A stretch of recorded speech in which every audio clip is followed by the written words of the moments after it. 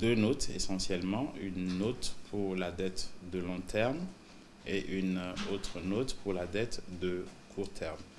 Alors, à long terme, la notation accordée, si je ne me trompe, est de A-, avec perspective stable. Alors, cette note A-, euh, porte essentiellement le même message qu'une note qui a été annoncée il y a quelque temps, une note qui a été accordée par Standard & Poor's.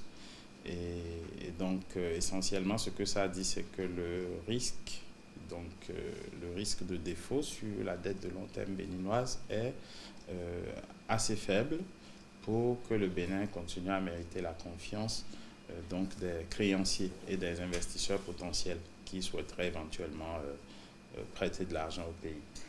Donc, pour la dette de court terme, l'échelle de notation utilisée est légèrement différente. C'est la note A2, donc, qui est attribuée à la dette de court terme.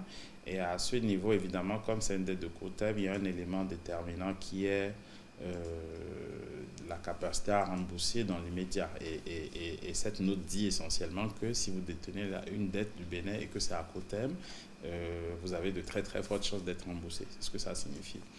Et donc cette note aussi,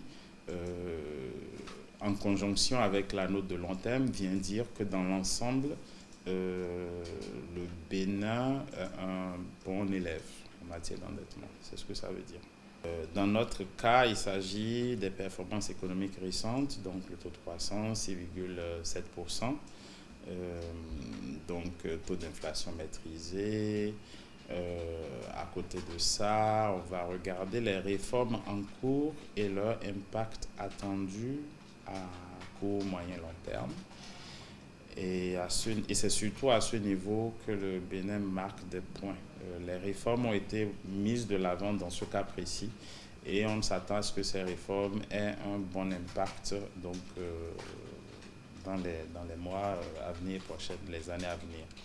Et c'est ce qui justifie essentiellement cette bonne note du Bénin. L'implication immédiate de ces notes, c'est que on s'attend à ce que les réformes mises en place contribuent à renforcer l'économie béninoise.